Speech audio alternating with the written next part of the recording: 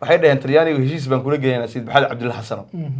heshiiskaas aan rabnaa nala qaadato marka wixii Talyaani koofiyad weynow horta aynu kalaamne Kennedy ma wadaan aniga qabateen aad waxa la galateen Soomaalidu idinka iibsatay macnaha ceeb iyo utun bay Soomaalida ku tahay iyo damiir jab waxa la yiraahdo in nin Soomaali ah uu nin adeerkii ah gaala u gacan galiyo wuxuu ku cataabay ninkan soo ninkii Kaarbeejka inuu sheegay ma Trump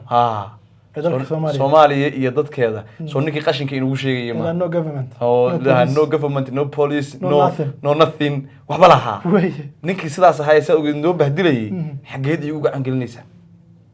maxaad ii dhiibaysaan oo cadow igu dhiibaysaan haddaan dambi galay dalkaygii baan joogaa dadkaygina waa la joogaa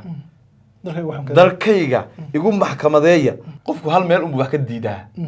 halka meel hadduu qofku ka dhinto waa waxba ma diido wax kasta wuu yeelaa waa damiirka waxa meyd ka dhiga xaaraanta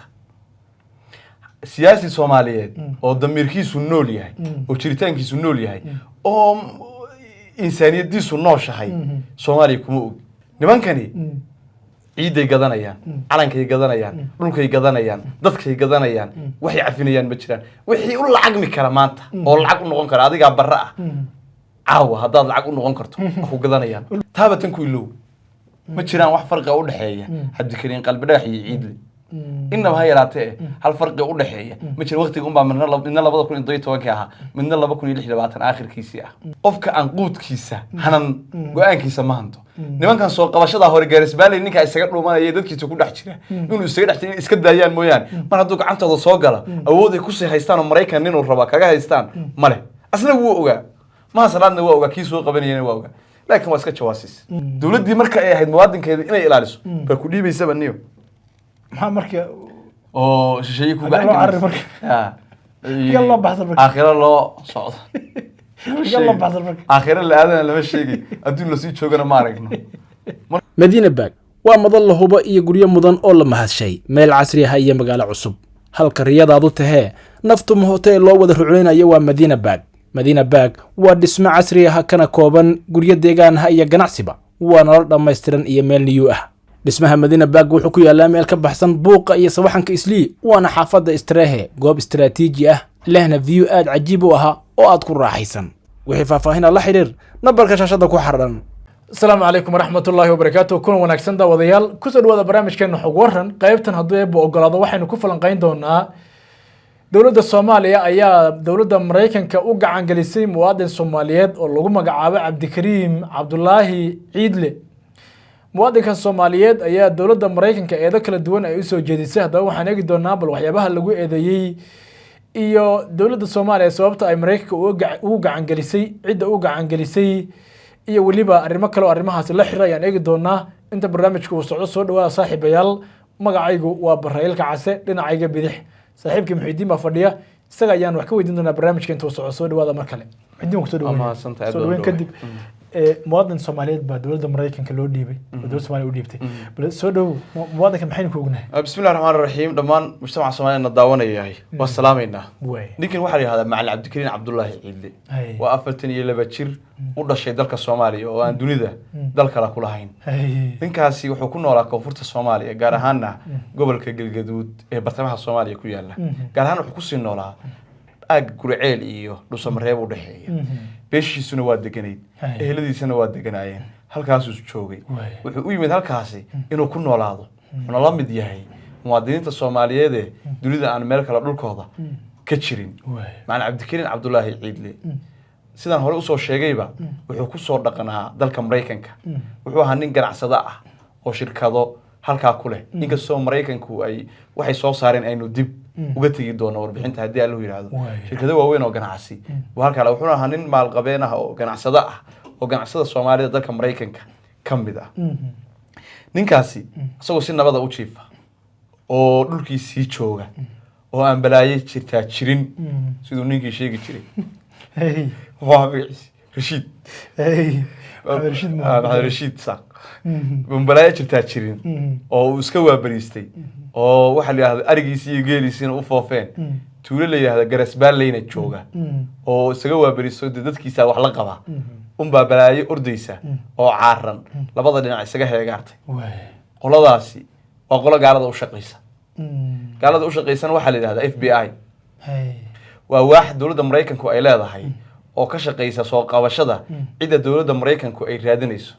kooxdaas FBI u shaqaynaysay ayagoo magac ku howlgalayeen waxay ahayd NISA ama waaxda sirdoonka dalka Soomaaliya gaar ahaanna qaybta dabagalka iyo dadka khatarta ah waxay ku sheegeen magaca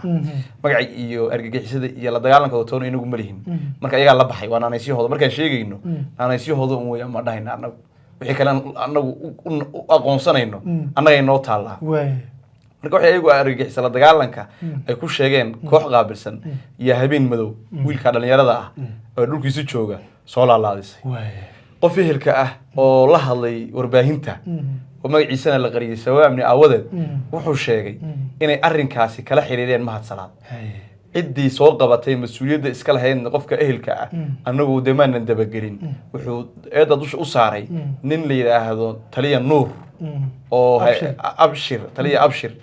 afwan taliya abshir oo hay'adda nabad sugidda Soomaaliya ka tirsan yuutunka ka saaray qofka ehelka ah taliya abshir inuu ninkaas soo qabtay oo asoo gacantiisa ku jiray buu sheegeen waxay sheegeen in maadaama ehel dhow yihiin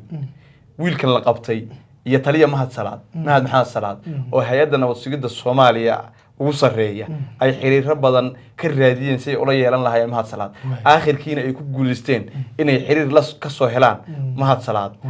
xiriirkoodiina uu dhalay inuu Mahad Salaad u afmacaaneeyay oo uu ku yiri ninkan mar hadduu gacantiisa ku jiro gacan amni ah buu ku jiraa ee ka seexda arrinkaas sidaa ugu ogeyn oo ninkan lahayn aad kala xaashaan sidii hawshan loo dhameyn lahaa unba waxaan ku soo baraarugnay bay dhaheen wargeysyada caalamiga iyo kooxaha waxa wax qoraa ABC iyo Al Jazeera iyo oo shaashadaha caalamka wargeysyada markii aan saa u fiirinay headlineska ka dhigtay in wiilkii la gacan galiyay oo gaalo cadow ah loo gacan galiyay waxaan rabaa inaan ku weydiiyo wiilkani Mareykanka dabcan uu eedeysan yahay intaan u guda galin bal arrimahan qabashada waxyaabaha uu ku eedeysan yahay Mareykan uu eedeysan yahay maxay yihiin ninka la yiraahdo Macallin Cabdikariin Cabdullaahi Ciidle wuxuu Mareykanku sheegay horaantii markii COVID-19ka uu ka dilaacay dalka Mareykanka inay barnaamij sameeyeen barnaamijkaasi waxay sheegeen inay ugu magac dareen waxa la yiraahdo Feeding Our Future waxaan ugu talagalnay bay dhahnaa caruurta barnaamijka waxay quudinta caruurta sida af Ingiriiska ku qoran yaan ugu talagalnay bay dhaheen waxa la yiraahdo waxay barnaamijkaasi dawladda Mareykanka u sheegtay inay ku maalgelisay waase ay u sheegeen 250 milyan waxay sheegeen ganacsato Soomaali ah inay si aan sax ahayn u dhaceen lacagtii ay dawladda Mareykanka u qorshaysay in barnaamijka lagu fuliyo ganacsatadii dhacday yaa waxa kamid ahaa bay dhaheen ninkan oo ka soo baxsaday dalka Mareykanka wiilkana kamid ahaa waxay ku soo oogeen dhowr dacwadood yaana dhowr dacwadood dhihin in ka badan 30 dacwadood bay ku soo oogeen 30 ka dacwadood waxa ugu horeysa waxay ku sheegeen khiyaano wax isdaba marin lacag dhaqid company beena samaysasho adigu waxa laari waxay ku xaabeyn kareen ee ku xaabeeyeen waxay sheegeen asagu inuu dhacay lacag 5 milyan oo dollarka Mareykanka ah uuna ku dhacay company uu been abuur ah oo uu samaystay intaas dawladda Mareykanku ku eedeysay dawladda Soomaaliya dabcan qabatay hay'adda nabad sugidda qabatay oo Mareykanka u gacan galisay ma jira heshiis iskaashi oo arrimaha noocan oo kala la xiriira oo Soomaaliya dawladdeeda iyo Mareykanka u dhaxay marka loo eego sharciga dalka Soomaaliya ilaa hadda wax heshiis ah oo dawladihii kala dambeeyay ee jamhuuriyadda saddexaad waxay ku magacaabaan ee soo kala dambeeyay baarlamaanadeedii kala duwanaa ay baasgareeyeen oo ah iskaashi u dhaxeeya Mareykanka iyo dawladda xamar joogtay Muqdisho ka talisa oo ay ku heshiiyeen inay isdaba marsadaan maxaabiista ama isweydaarsadaan dadka Mareykanku doonayo ma jirin laakiin wax kala jira xeerjajab xeerjajabku waxa weeye war wax allaaliya wixii Soomaaliya gudaheeda naga soo gala nasiya maxaad qaadanaysaa marka ninkan Cabdikariin shilimaad baa la dhaafsaday waa la iibsaday waa la kaashtay waxaan maqlayaa oo xogtan raadinay markaan aad u baarnay kadib helay inay Mahad Salaad ku koobanta واسو كاشتي العلام باهي ما هذا دي waxa la yiraahdo sida ay u kaashteen in adeerkii ah asaga inooga jawaabi doona laakiin dhacdada ma dhacdo ugu Sayid Maxamed Cabdulla Xasan markii uu u dagaalamayay xoreynta dhulka Soomaalida xilligaad ogeyd 1900 iyo wama saadadii 1904 ilaa 7 intii u dhaxaysay bay taariikhda runta ama hayo laakiin sanadaha u dhaxaysay yaana u qiyaasaya nin baa jiray xukuumay hobyo Suudaan Kanadiid la oran jiray ninkaasi Talyaaniga yaa subax intuu u yimid u qaatay niman reerka uu ninka ka soo jeeda ana waa u loogeen waa ka qaadeen markabkii dhaxdiisa iyo intuu ka afduubtay buu xidhay markii saa Talyaaniga iyo isagu waxay dhaheen Talyaaniga heshiis baan kula geeyay Sayid Maxamed Cabdulla Xasan heshiiskaas aan rabnaa nala qaadato marka wixii Talyaani koofiyad weynow horta aynu kalaamne Kanadiid ma wadaan وأنا قبتين هذا حلي قبتين سومالي إذا كيبستي معناها عيب يؤتون بين سومالي ذا كتاهي يدمر شب واحد اللي هذا إن سومالي ونين أدير كي قال أوقع عنقلي وأنا تاريخ مدو وأن هرين مركي حق على جاء مركي وأنا سوق العيال كي يقدروا حكم ذا لنا عدينته حكي قبته هورت إن ما يعرف شيخ به لكن وان ايغينا iyo dadkan weydiinayna marka waxay diintu ka qabtaa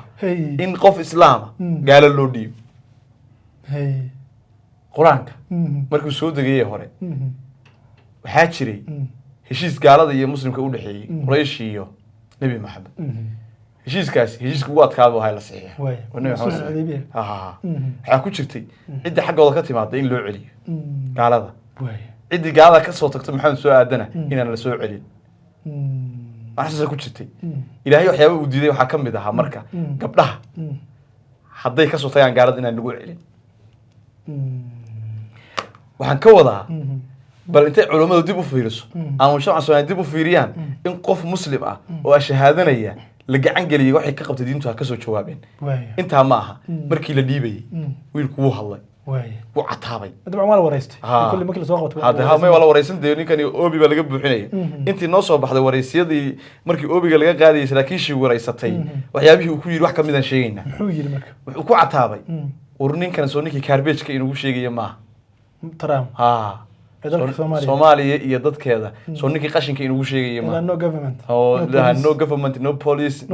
no nothing waxba laha ninkii sidaas ahaa isa ugu noo bahdilayay xageed igu gacan gelinaysa maxaad ii dhiibaysaan oo cadow igu dhiibaysaan haddaan dambi galay dalkaygii baan joogaa dadkaygina waa la joogaa dalkayga igu maxkamadeeya oo idinku meel aydan iga soo celin karin ha ii geynina sababtoo ah dhiibidiisa un bay awoodaan keenidiisa dambe iyo howlihiisa dambe halkaas ay ku dhamaatay Mareykankuna asxaan ma leh asxaan cid uma sameeyo kulliba waxay sheegan warbaahintodu qoraysa mar hadda isha marinayay waxa la yiraahdaa in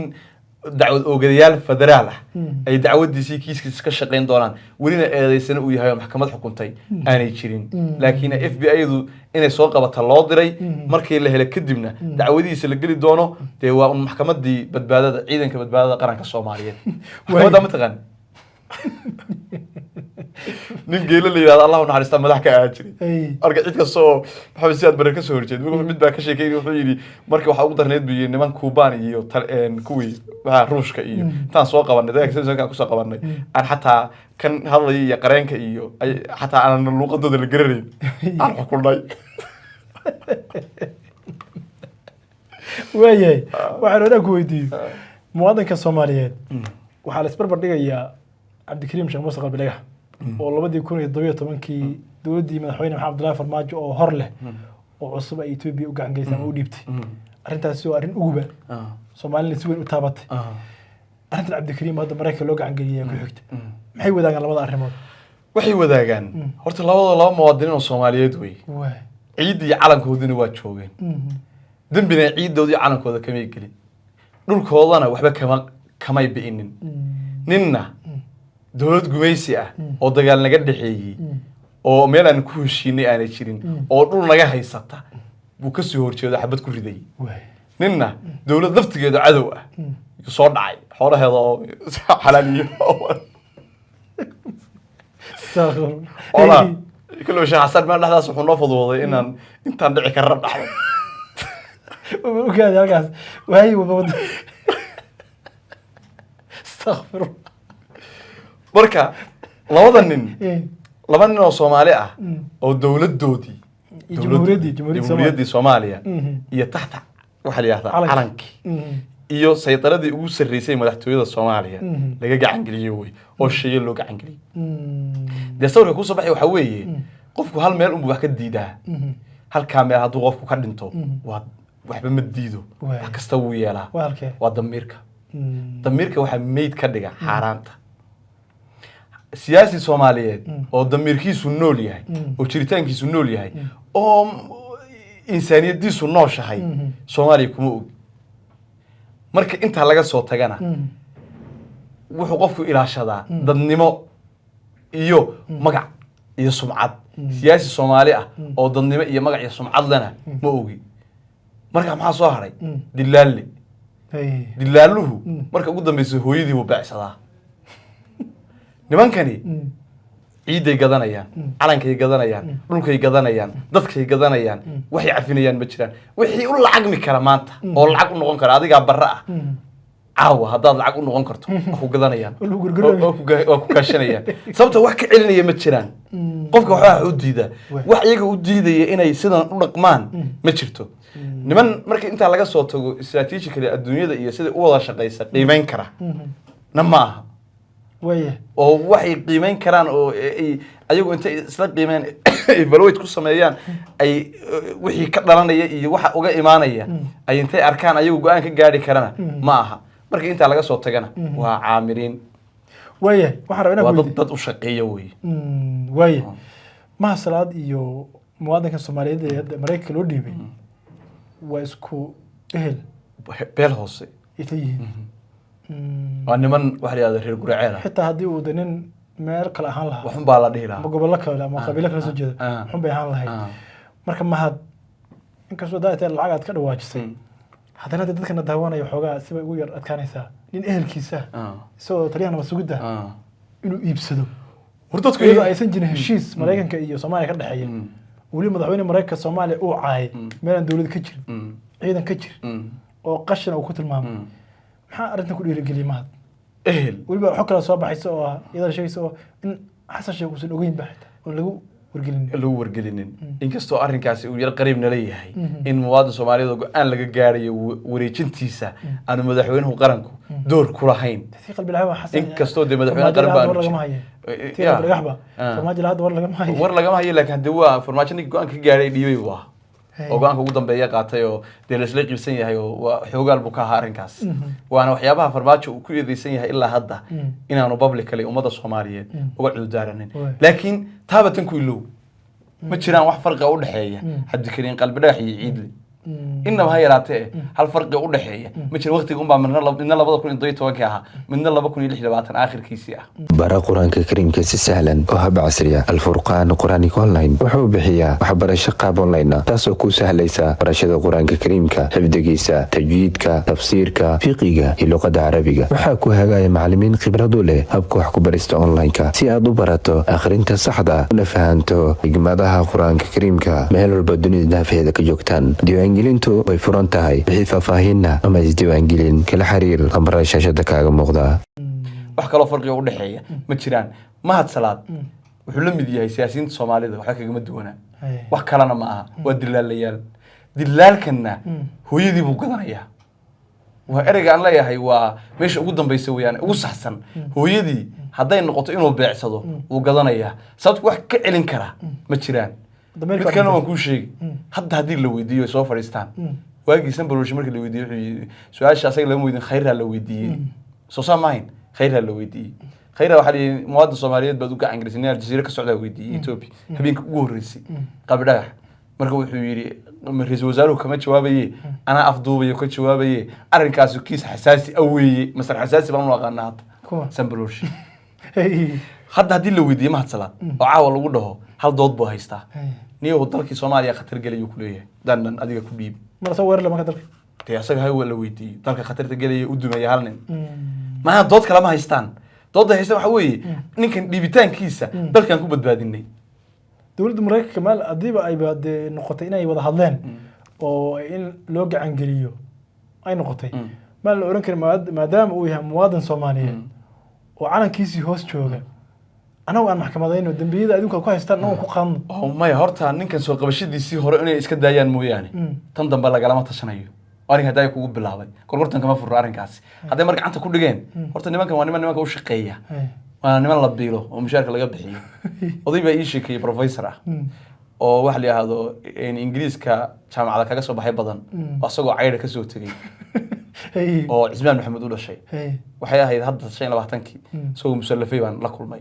wuxuu igu yiri waxyaabaha maxaa UN ku in badan u shaqeynay waxaan ku waxyaabaha kugu yaabkadnaa dad konta maxay ahayd baan ku yiri wuxuu igu yiri maraan ka shaqeyn jiray Muqdisho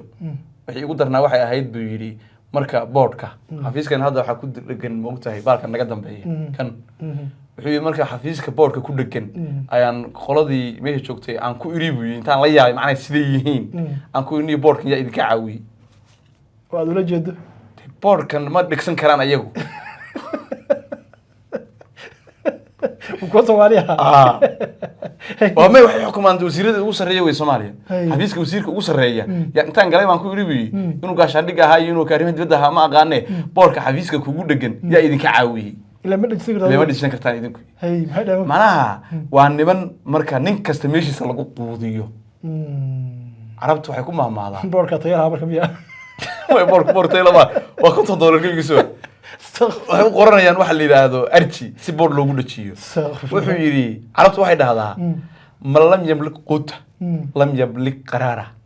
sasan ma ay ahayd ma la yamliku qutu la yamliku qarara qofka aan quudkiisa hanan go'aankiisa ma hanto nimankan soo qabashada hore gaarisbaalay ninka isaga dhuumanaya dadkiisa ku dhex jira inuu isaga dhex jira iska daayaan mooyaan mar hadduu gacantooda soo gala awood ay ku sii haystaan oo Mareykan inuu raba kaga haystaan male asna wuu ogaa ما صلاتنا وقع كيس وقع بنينا وقع لكن واسكت شواسيس marka in muwaadin Soomaaliyeed oo gacan arrinkaas waxay fariin u diraysaa muwaadinka Soomaaliyeed inaanu haysanin wax garanti wax damaanad oo adduunka u yaala ma jiraan hadda dabacdo saddex qoraal baan shalay akhriyay inta shalay loo dabaaldegay 16 June saddexda qoraal waxa weeye saddex dhalinyaro soo kala qortay mid ku waxay dhan waxaan ku guuleysanay Nigeria inaanu kaga qayb galno barnaamijka Afrika oo dhan oo ka dhacaya Nigeria dawladda Nigeria waxay dhinfiisay wana siin weyd kaliya inaan nahay Soomaali waa Nigeria waa barnaamijkii dhamaay Afrika oo dhan isugu iimaanaysay oo dadka ugu foolaadsan aan ku jirnay la aqbalay inaan Soomaalina ku weynay bay dhahan